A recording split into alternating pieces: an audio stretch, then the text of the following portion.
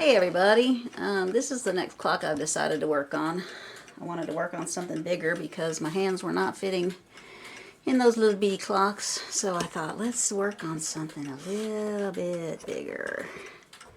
Make it a little bit easier. This one I've had for about a year, and it would run when I got it.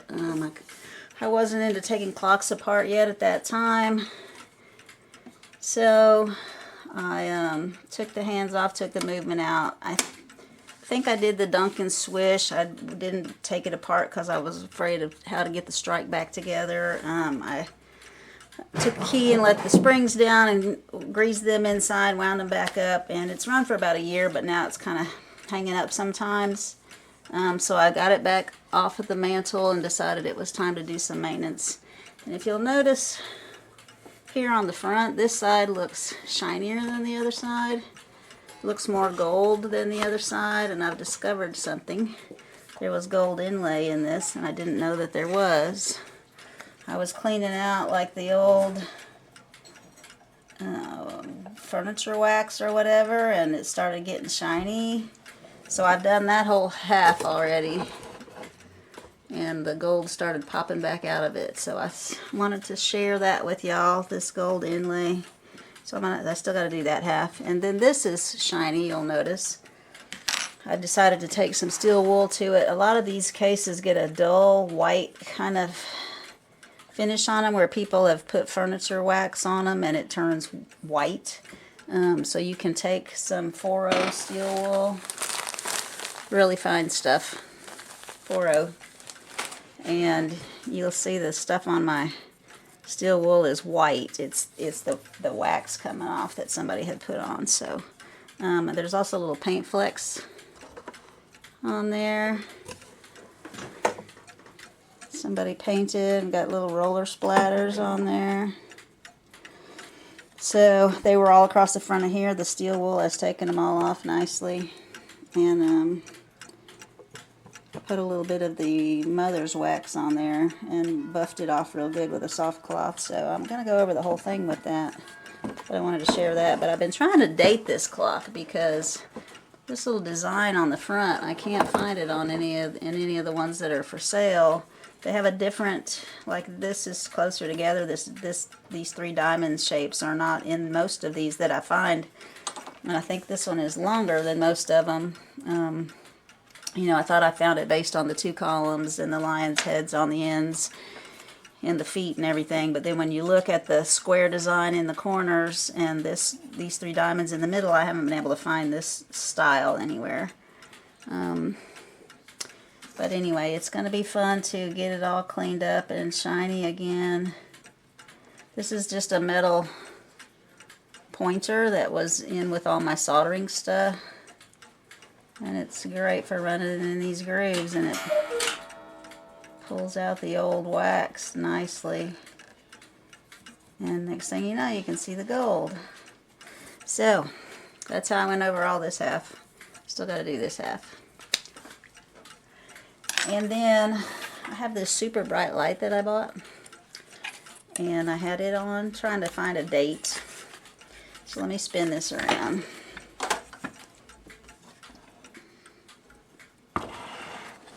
It is got the pendulum on it, so I got to be careful. So that's how you get your escapement teeth bent, is by moving these around with the pendulums on. This paper I went over with that Aleene's tacky glue just because it was peeling off, and so that made it not peel anymore. And then the movement,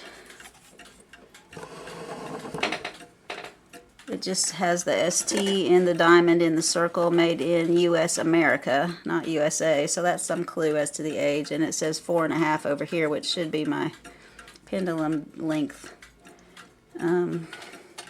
But with this super bright light on, I noticed something in pencil over here in this corner. Let me see if it'll show up on the camera.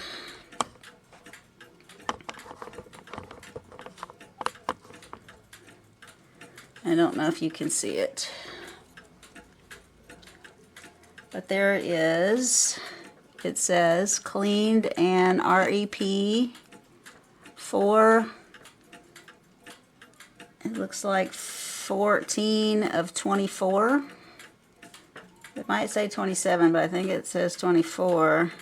And then a P and a T for the person's initials that did the work on it. So that was pretty cool. I didn't notice that before when I worked on it, when I cleaned the case and everything. You can find some interesting things with the bright light. I found a little 8 over down here that I didn't know was on there. So that got me looking everywhere to see if I could find anything else. And found that little pencil on there, so that was cool. So this is 2024, so it got serviced 100 years ago, maybe. And when you look in there, it looks like it had bushings done at that time. So it would have had to run a while if that's not cast into the plate. And I'm not sure. Those may be cast into the plate.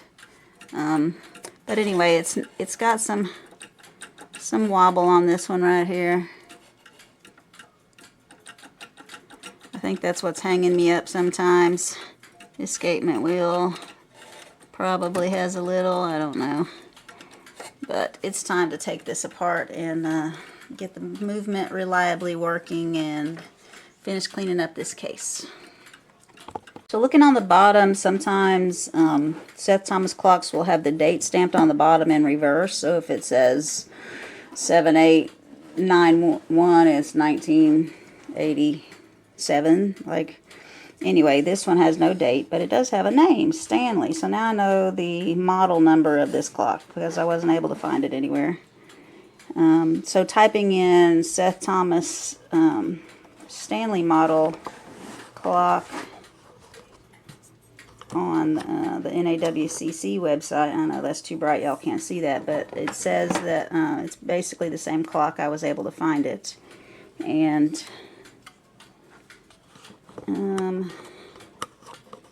let me get that better for y'all.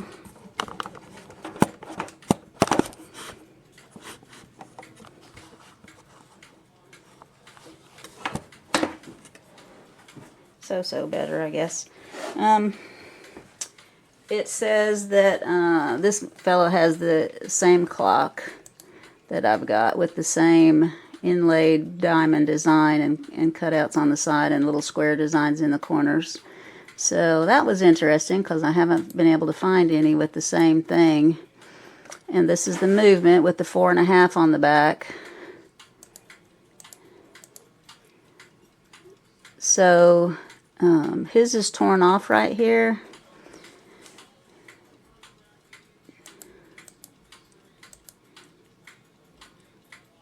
And it right here, mine has numbers on it right there. So it says give label number 295 on his. This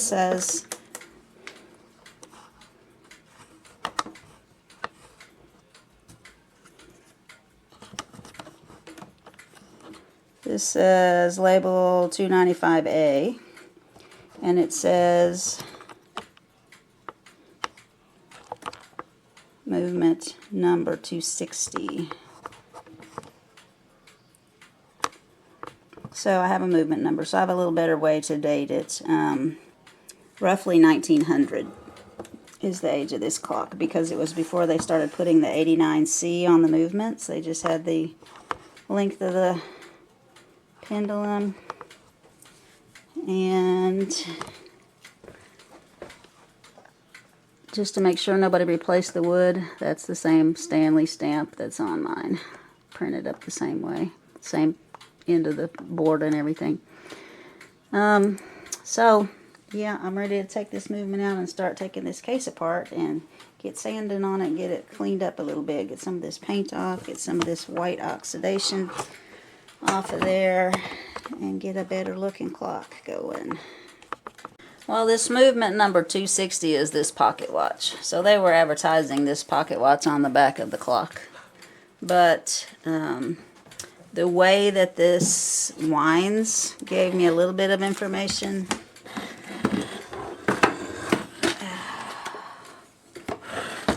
Because The fast-slow adjustment is between the hands and the 6. It means it was made after 1902, and all the catalogs from 1906 on don't list the Stanley model. So 1902 to 1906 is my estimates for this clock. So, I've got to try different things here. This is with the 4.0 steel wool and a little bit of the Renaissance wax. Not bad. I mean, it's okay.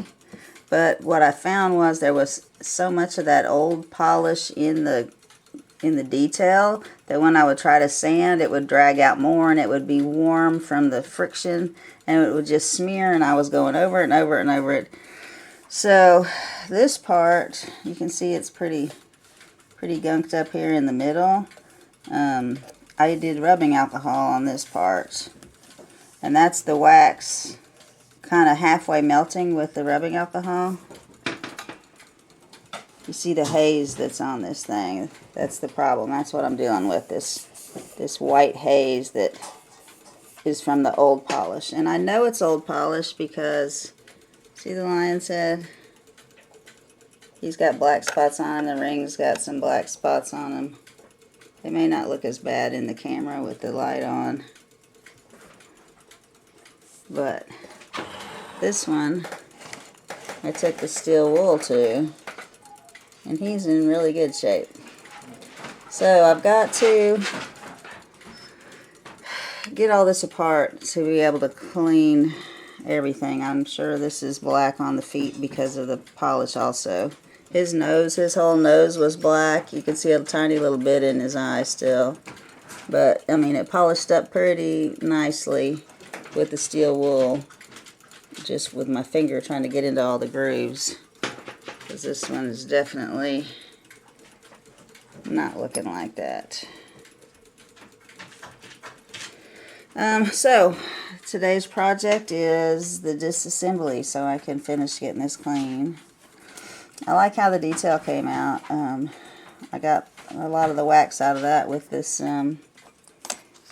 little metal pick, and it really shows up a lot better. So I'm happy with that part of it. But so these guys, it looks like they're just nailed on, 2 nails top and bottom, and that'll let me get these little plastic pieces out of the way and let me clean up these. I don't know if you can tell how it's kind of two-toned. It's wherever they got the old polish, and the polish has turned black over time because this thing is 100 plus years old. So the lion's heads go on with 2 screws, and the feet screw on from the bottom. So I think I'm gonna start at the bottom. Take the feet off. Oh, here's a little bit of wear I didn't notice from the top. So this adamant, it's early. I haven't had my coffee. I've had half a cup so far. Adamantine is a plastic like melamine or bakelite. It was patented in 1880, so it's been around for a long, long time. I mean, it's not that they still use it, but they probably use some derivative of it today. I'm going to be putting a little bit of glue under here where it's trying to release. And back when it was patented, it was not patented by Seth Thomas. It was patented by someone else, and he bought the rights to it. So that is why his clocks say adamantine. Alright, let me find a screwdriver. So while I'm working on the case, I also have the movement up here on my new test stand. I'm trying it out. And it was running last night. I kind of wound this side up just to see what it would do. And it wasn't running when I came down this morning. But it was in warning. And I think there's enough. I know Mark usually says he doesn't do bushings on the strike side. This is an 8-day clock. It's different anyway as far as how much play you would allow before you do bushings. When I got this clock a year ago, I wasn't doing the clock repairs yet. I was just cleaning them, not even disassembling them because I didn't know what I was doing at all. I didn't know how to set the strike sequence back up and different things like that. So I knew there was some play in this movement, but it ran for another year just from being cleaned and oiled. So I know there's a good bit of play on the strike side, and apparently that is what is stopping my clock, because it'll run sometimes and then it'll stop sometimes. And so having it out of the case and on this stand, I could see it because, ding, there's a half hour. That's good. I can see two problems with the strike, and one is that when this gets wound out more, it holds the bell up in the air and it can't strike. So that's not good. This bell wire is not adjusted right. But the other is that there's so much slop on the strike side that it's binding up and making it have too much force. It's not able to overcome it with the springs, and it's stopping the clock. So yeah, after we finish this case, we're going to work on that movement. So what I read about how to remove wax, so this is plastic. You know, I'm taking wax off of plastic. So it's the same as if you're waxing your car and you get some of it on the bumper material or the door trim material, then it turns white and it's ugly and you can't get it off. It won't come off. So the videos I watched, they tried some ammonia first, glass cleaner. Well, ammonia-free glass cleaner, apparently. It used to be made with ammonia. And then if that didn't work, we can try mineral spirits or Goo Gone. So I'm going to try this ammonia-free cleaner first, once I get a piece apart, so that I can do just like half of it and compare. But yeah, let me get some of this apart first. And thank you, Just Mike, for having taken your case apart not long ago on a video so that I have some kind of clue of where to start. Yours was harder though, because it had the big pillars on the ends that didn't want to come out. At least mine are just flat on the end.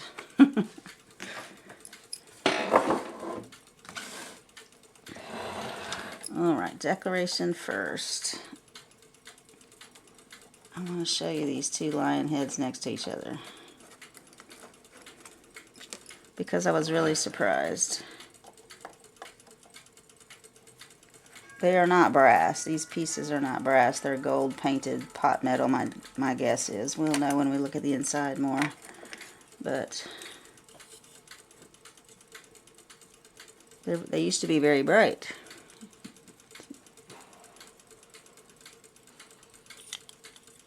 And that's the little... I wondered why I couldn't turn the ring around and finish cleaning it. The ring has a big wider part in the middle that keeps it from being able to go through the holes, so that the cracked part doesn't, the line isn't hanging out. So there you can see brownish stuff on the side of his face that I missed. This is what the case used to look like. Used to be highly shiny. Lots of dull wax on there. That's about the best way you can tell what happened to your finish. So this on the front, I've got pretty close to that amount of sheen.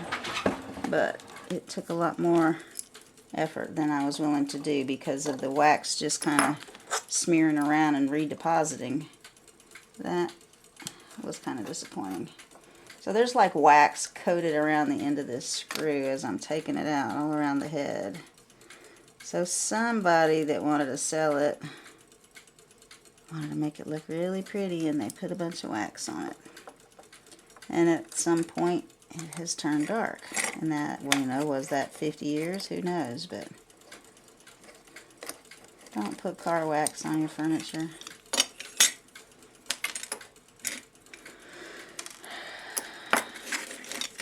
So there they are, side by side. That's how the other one looked. See how black it is around the nose and stuff? And all I did was some steel wool to scrape this old stuff off the top. So we're going to get it looking like it's supposed to.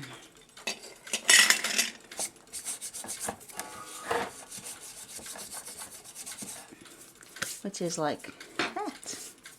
Okay. get a bin to put these in so I don't lose any screws.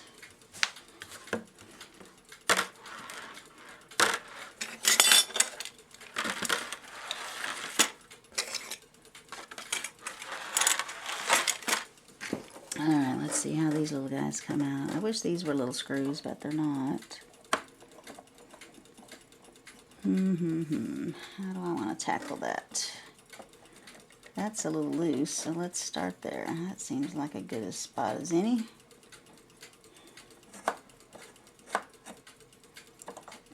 To see what we got back there.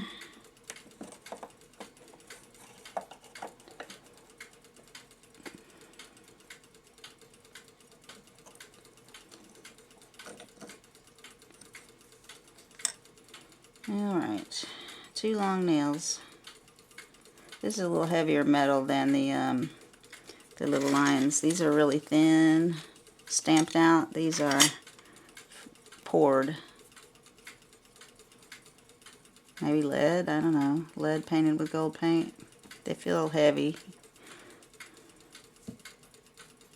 But you can tell they took a column and poured one column, cut it in half to use. And somebody has run across this with a little bit of gold at the bottom.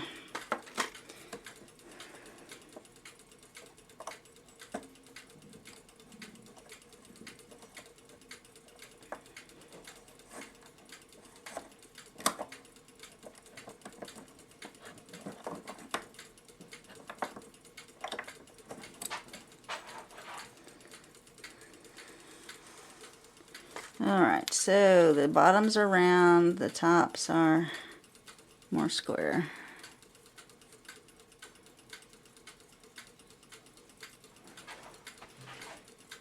And just know where the hole is goes toward the column. So the column is a little piece of bakelite also. It's probably the veneer that they use on some other clocks.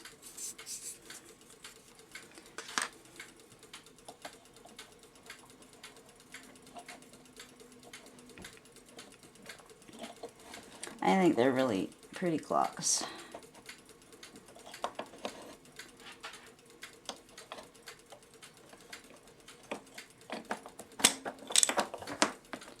And don't drop your bakelite like I did.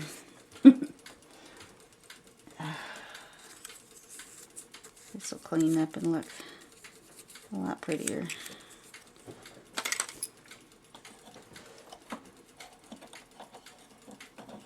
Yuck. Dust bunnies, man.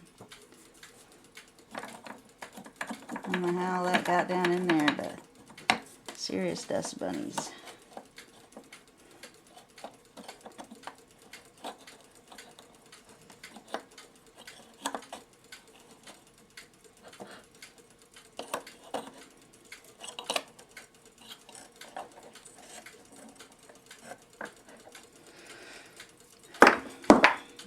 Okay, I gotta stop and drink more coffee. I'm dropping everything.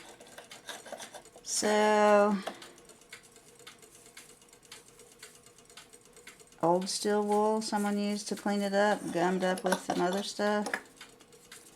If you're gonna use the steel wool, take your thing apart because those little tiny flakes that it makes get into everything. So you saw how easily that came out. I'm going to do the same to the other side, and then we'll start working on the wood pieces.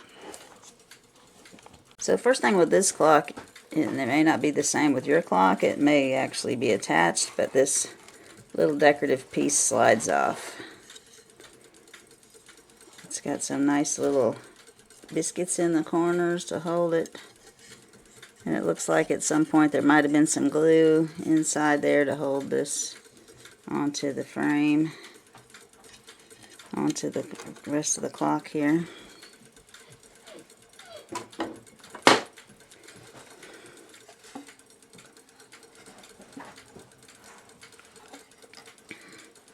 Alright, so now we're going to lay it on its face.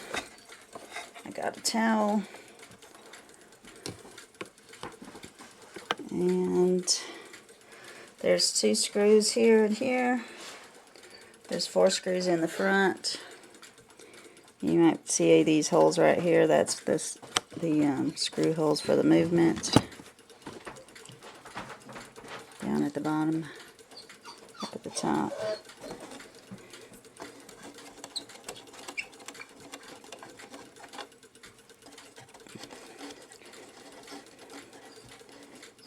So these ones in the side pillars, I believe they hold the face on.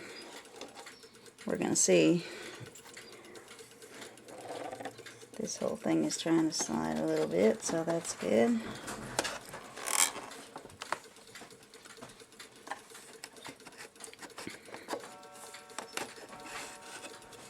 Alright, so that comes out to get cleaned nicely. You can see the wax build up that got behind the stuff on that too. So whatever product they use, like this is what it does over time. It just turns white. And anyway, I know I keep repeating myself, but it's kind of aggravating. Steel wool crud.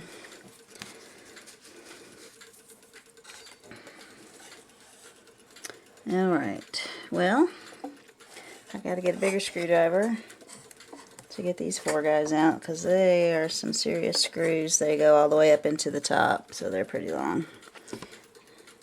Longer than these little guys.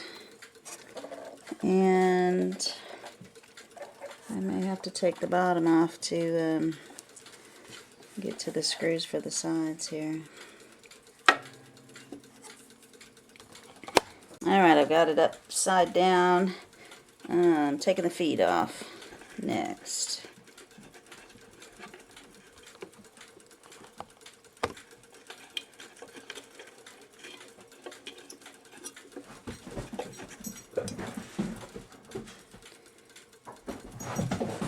I think I might Dremel these just because of the detail, just to get all the old black stuff off. I wonder if the screws are different. They are slightly different sizes, so I'm going to have to keep track of what goes with what somehow. Those four go with those guys, these go with the feet. They look the same size, but they're not quite.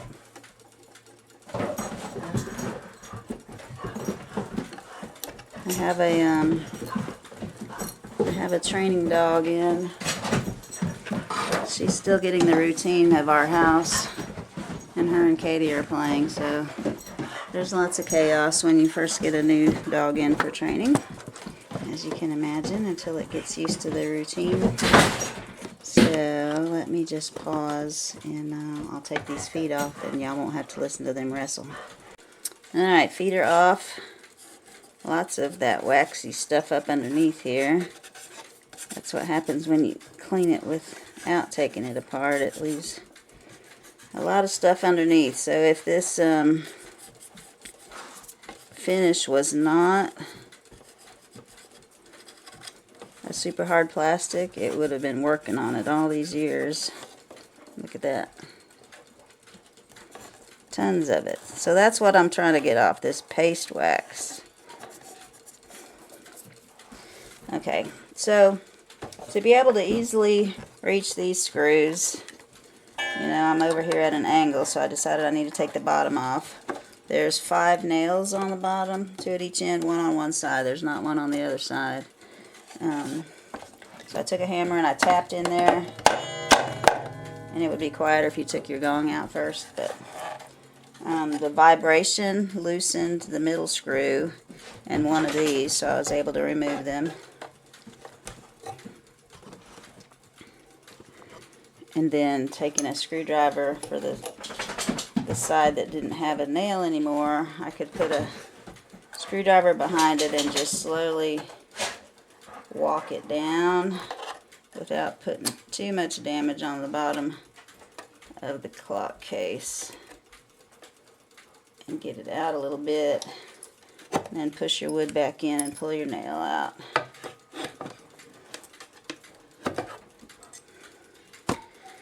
So we've got one side loose.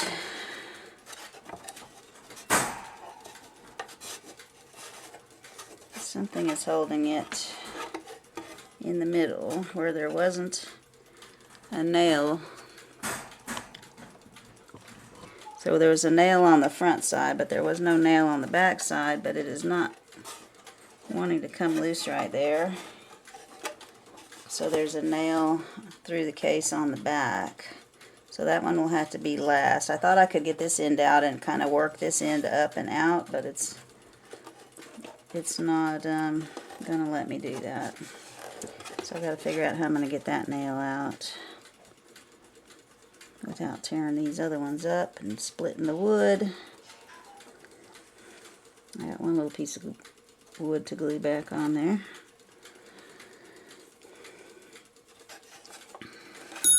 This front is the loosest, so I'm going to work on getting that nail out. Tapping inside with the hammer.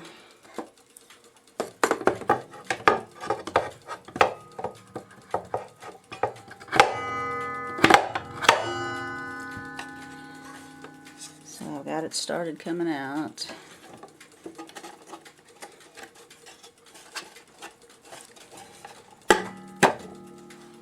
So we push the wood back, the nails, that loosen both of these nails. Sorry, you're off camera there.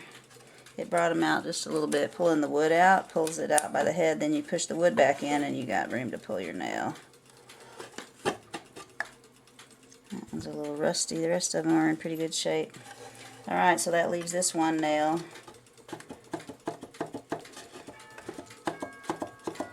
So I'm pulling the plate that way.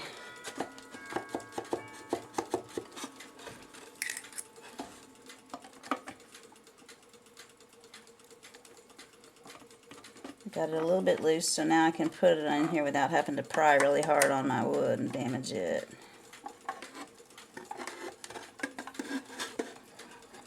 Alright, bottom is off.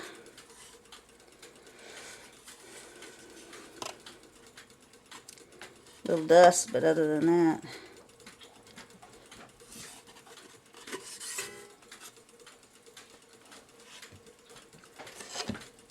So now I can get to these screws easily, and a little bit easier straight on with the ones on the top of the case too. So I'm going to take all these screws out.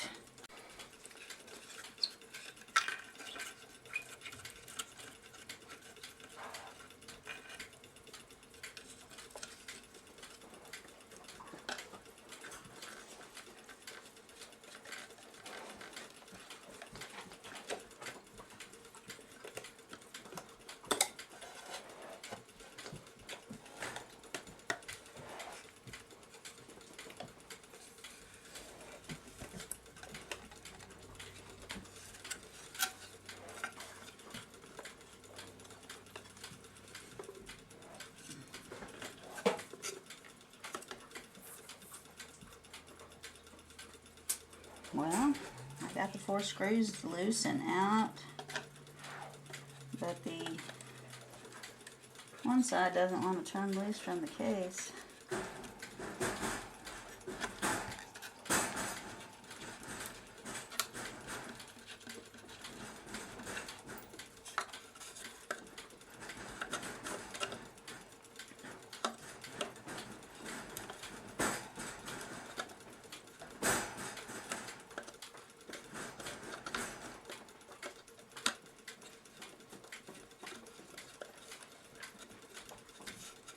This one doesn't want to come out of the hole. It's not in anymore, but it's staying in the base.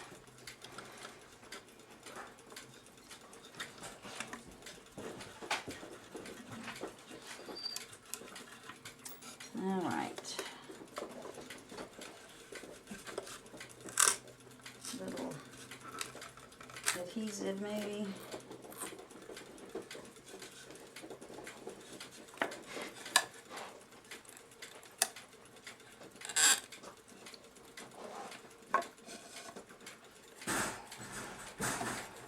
Or maybe whatever they painted the inside black with, got underneath and made it stick a little bit.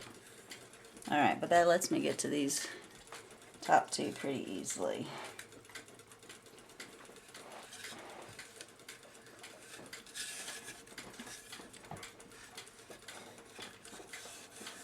so I can tap this one out.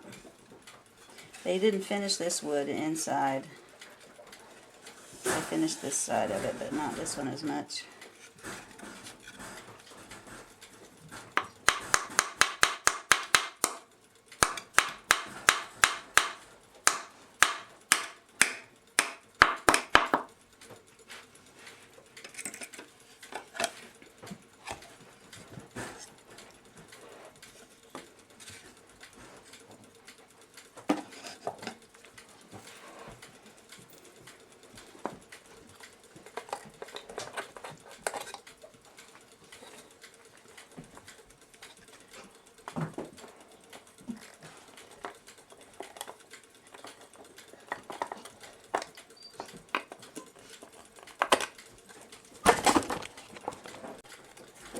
Alright, these 4 guys I got loose. And that's as far as I'm going to be able to get this apart, it looks like, because these are nails at the bottom and at the top. So I will work on that all in one piece.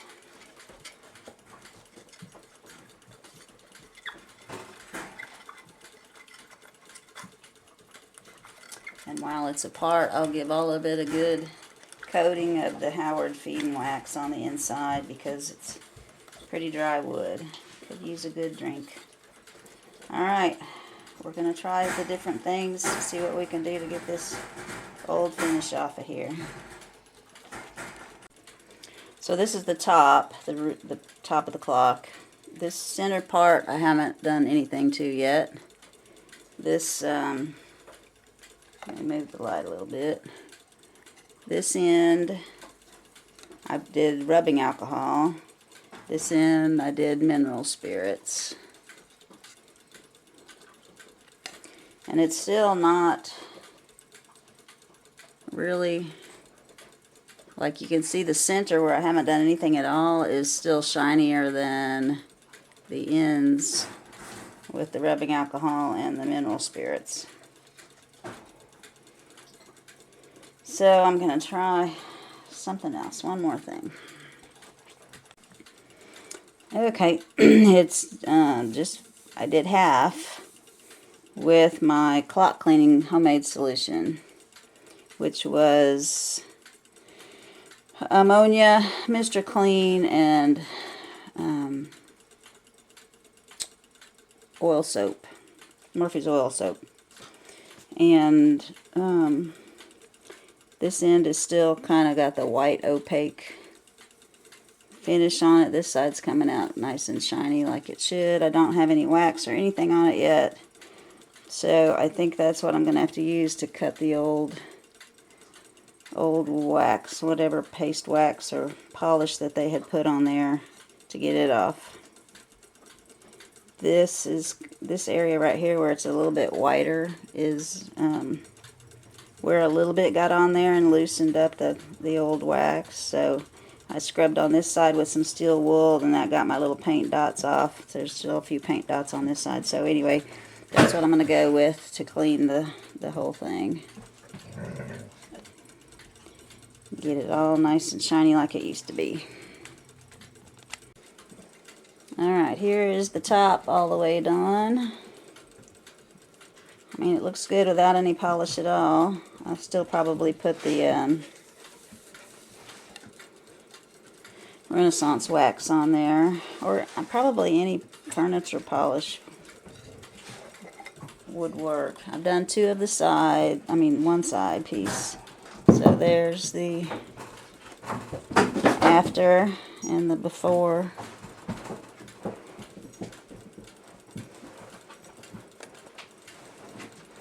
So I gotta go do this one.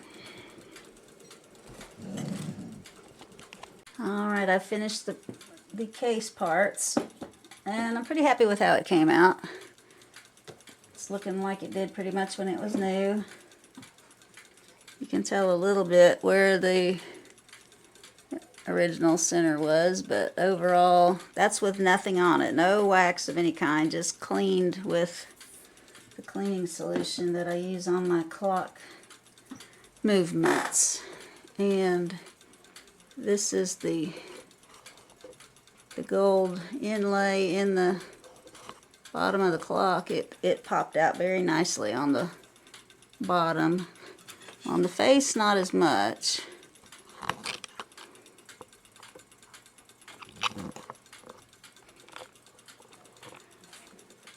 So it came out kind of like this. So this is the 4 stages of me working on it. I've been putting some stuff back on here. So this one really didn't have much gold left in it at all. And it didn't before I cleaned it, I could tell that. This one I've just cleaned and I haven't put anything in it.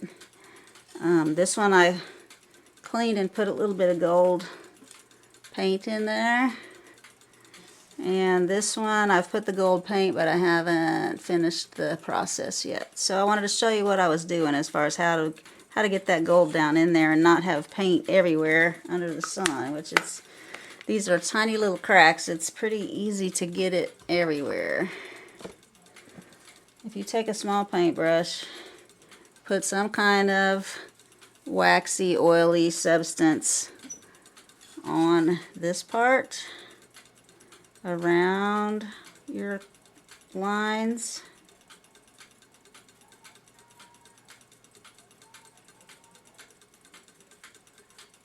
I know that was the point, we just cleaned all this off, but this is going to come off a whole lot easier than that paste wax stuff from 100 years of buildup.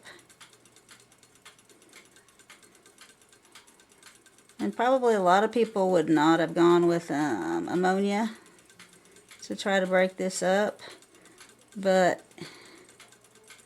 if you think about what chemicals women had to clean their house with in 1900, you had bleach and you had ammonia.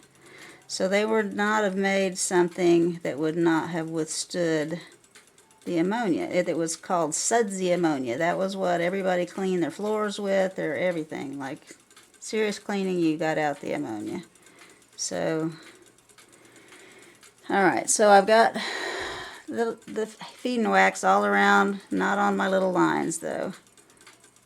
Just close to them, but not down, filling up the holes in the lines. I didn't get as close on this one, trying to do it on camera. But this is about the smallest paintbrush I could find, and it was way too big to go in those lines, so I had to figure out something else to try. Okay, so once you get that on there, you're going to take a tiny amount of this paint. There's enough on the lid to do the whole thing, and then some. Smush it in the holes. Back and forth, circles, whatever you want to do. Make sure it's in every little nook and cranny. Then take a paper towel, press down, wipe off your extra. It's not going to get all of it. You can still see there's some gold there, like there is here. I've wiped it, and there's still some of the feeding wax and some of the oil around the design. Let that dry for a little bit so that what's in the creases will stay in the creases.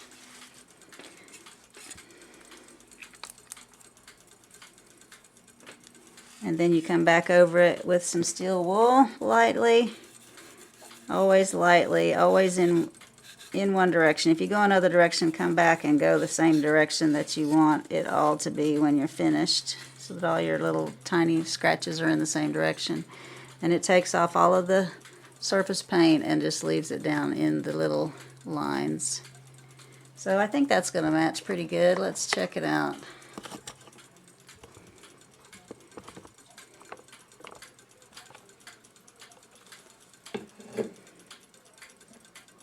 Pretty close, pretty close. I think it's going to work. I did not want it looking brighter, newer, like I had touched it up. So I think that's going to work pretty well. So, got to let this one finish drying. Sand both of these and do this little guy up here. Whoop, I'm talking and you're gone. Where are you? Here we go. So I've got to let these two finish drying. sand them with my steel wool a little bit, buff them up, finish this one, and we'll start putting the case back together. The parts came out pretty well.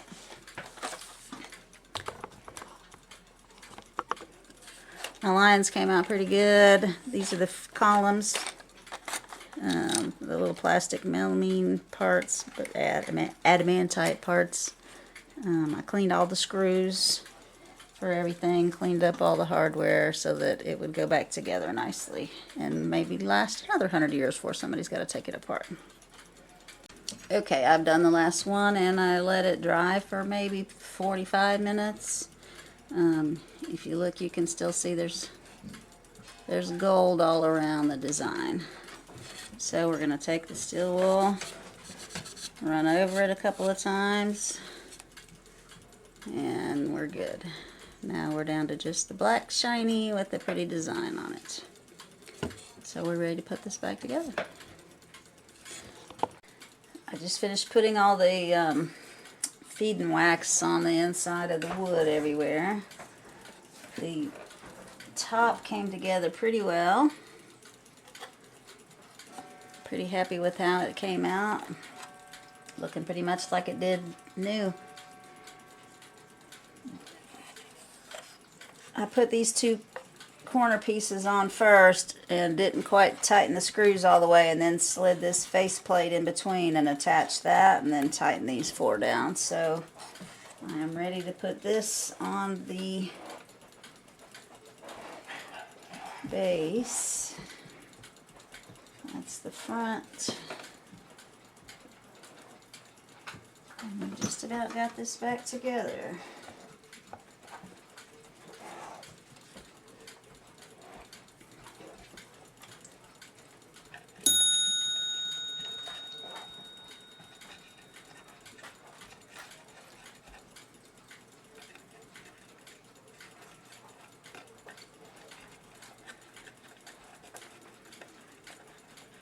So I'm going to tighten up those 4 screws and put the nails back in the base plate, and then we'll work on putting the ornamentation in the door back. The 6 nails in the bottom went back on, no problem. Feet are going on, no problem. I wanted to put the feet on before I flipped it over just to keep it from rubbing on this right there where it's cracked a little bit. I could put a little glue on that, but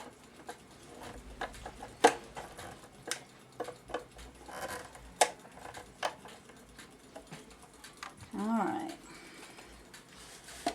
So it's starting to take shape again. It's looking pretty good. I'm happy with it. It's nice and shiny.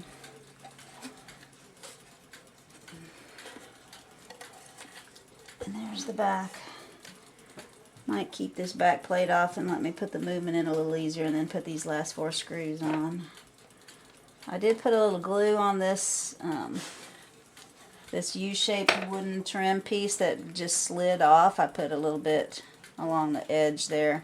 It's not made super tight. If I pushed real tight and clamped it, it would separate the corner some possibly, so I just kind of rested it against it, put enough glue to let it make a little bit of contact. And this thing is so oily, I have to keep going to wash my hands so I don't get it all over the black part.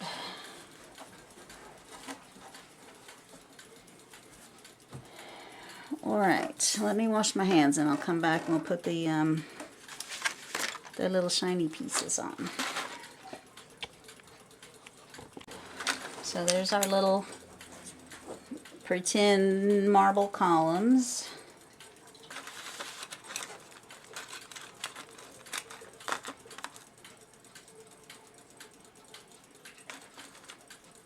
Two tops and 2 bottoms. Let's see how these are going to go. See, the nail holes aren't all even. So I'm hoping I'm going to be able to line up. I didn't keep track of which little piece went on which one.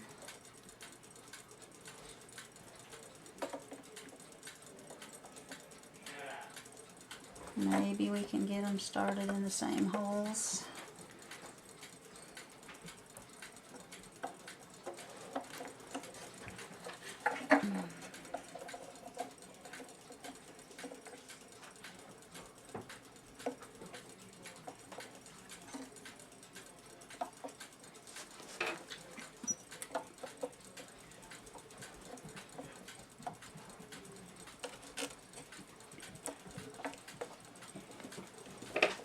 Okay, so they're started in the same holes.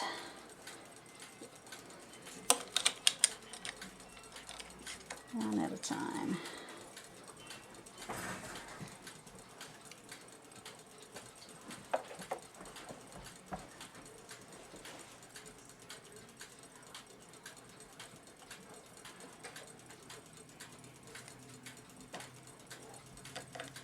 Guess it goes inside.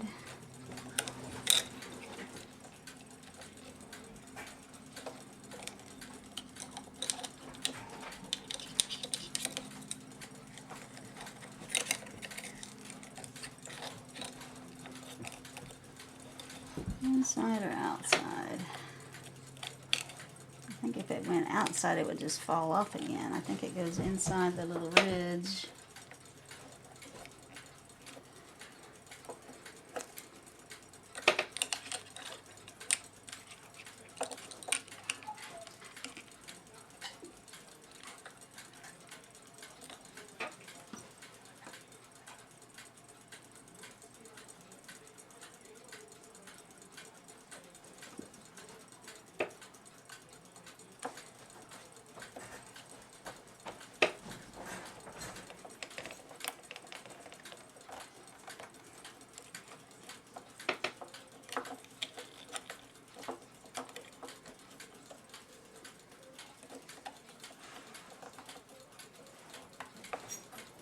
Alright, then I'm just going to take a small tap and tap these in the rest of the way. The lions aren't super difficult. They came out pretty nice. I did clean the screws and all with them too, but whatever was on them, got rid of the brass because the rest of the screws brass. I may take a little steel wool and see if that'll knock off of there. Maybe it'll shine up some.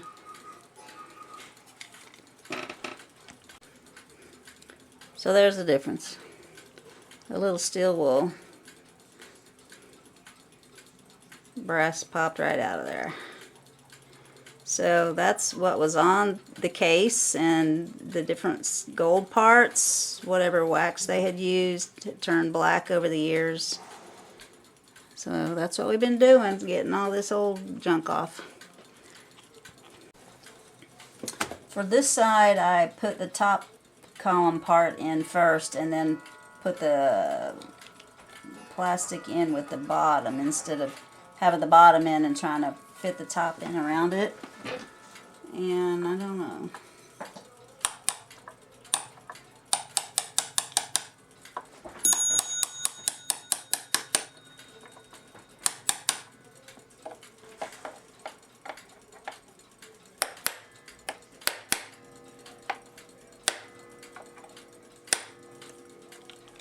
It's looser. This side's nice and snug the way I put it in, and this side, both of them are a little wiggly.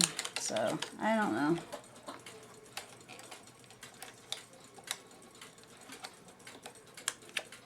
But that's the way they're gonna be. Okay, so the other lion. Still gotta clean up these two screws. We'll put the last lion on. Before I put the face on, this glass is flat, and it's obviously a replacement.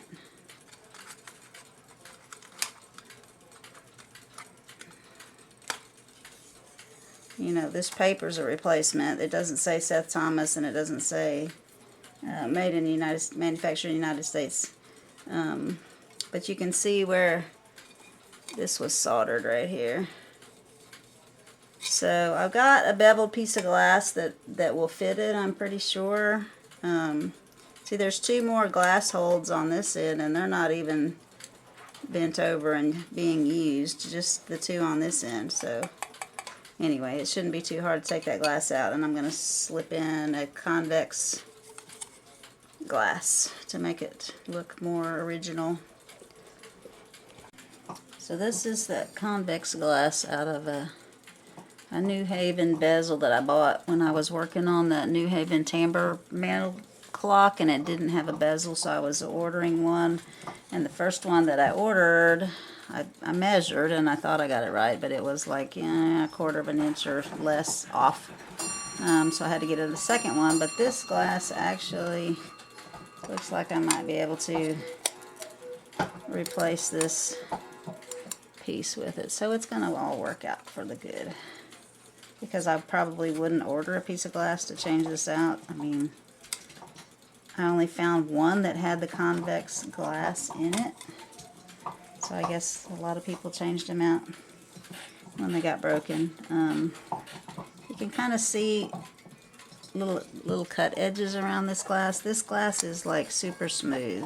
It's not sharp at all around the edges. So that's how you can tell it's a vintage piece. I think that they took a little more care in the edges of it than somebody trying to cut a piece just to put in here to sell. They soldered some little clips in. The ones that are, the brass ones that are back in there are bent straight up and not being used right there. Right there. So I've got to try to get these soldered pieces out of my way. So I'm going to scrape on some solder here and see if I can get this out of my way. Alright, let me get these little chunks of solder out of here.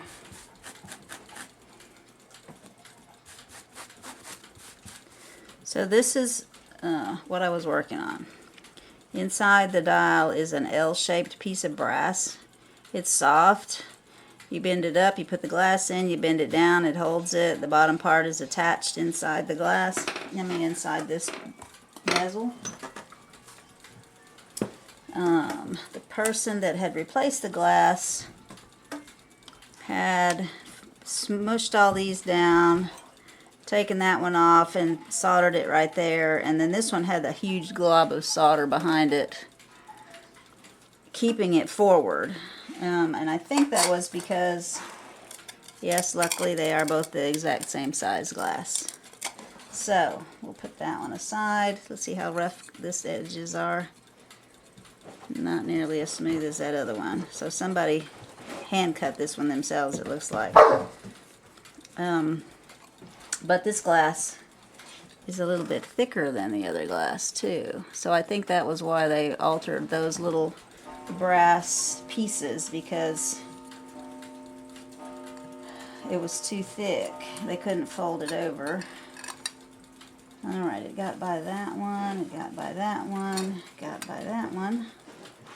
So all is looking good there. I can take a little screwdriver and bend the little brass tabs over, and my glass will be in place.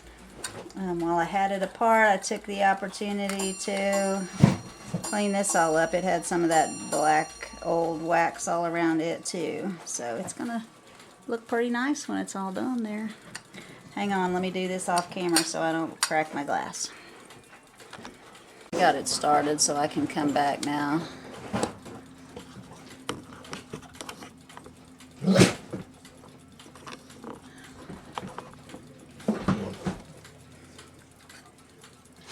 So you just bend those down.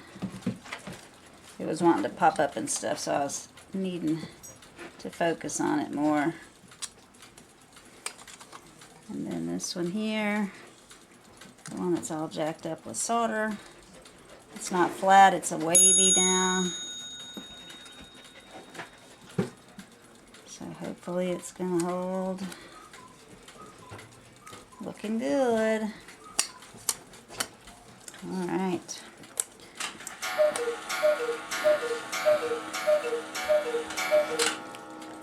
I also worked on this when I had this apart, I worked on this little hole right here.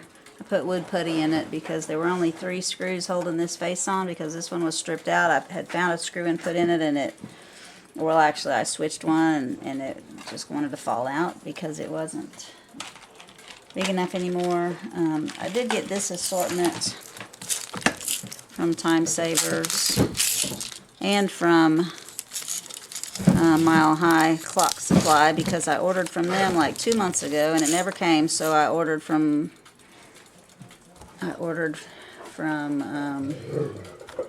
Mile High a couple months ago and it never came. So I ordered from, it's getting late, I'm tired, it's 7 o'clock at night. The other clock supply place we get stuff from all the time. And so theirs came within about 2 weeks, and then a week or so ago he called and said, hey, I've got all your stuff together now. So I went ahead and got it. I wasn't going to leave him stuck with all the stuff I had ordered. So I have duplicates of some things, but that's okay. So this has all the different dial screws, flathead and round head. So I was able to actually find the matching screw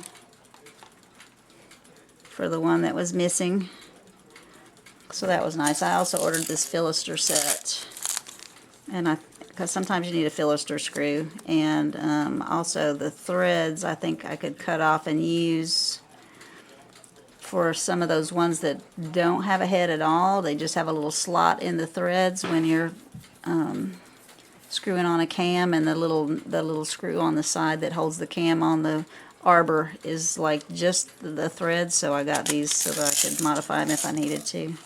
I would suggest keeping them in the bag, because the other ones that I got, the lid doesn't fit tight and it came apart and they're all mixed together now. So I'm going to be keeping these in the bag.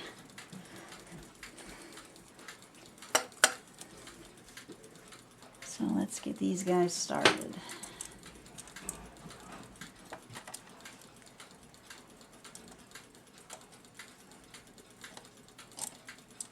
See what I'm doing. You can't see what I'm doing. Neither one of us can see what I'm doing. How about that?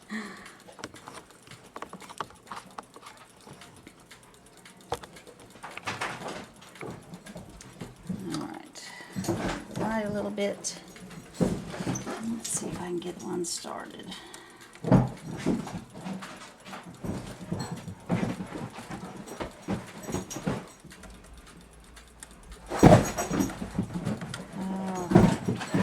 Puppies, man, they play and play and play.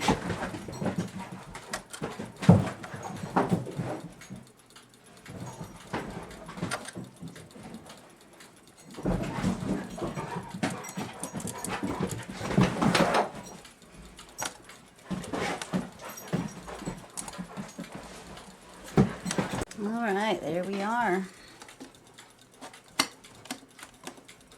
Huh. Now it doesn't want to stay. I cleaned it, now it doesn't want to stay shut. I'll have to fix that. The little spot's not catching right. Probably my replacement glass. Anyway, it came out looking good, I think. So the next part will be working on the movement. That's been up there all day ticking away.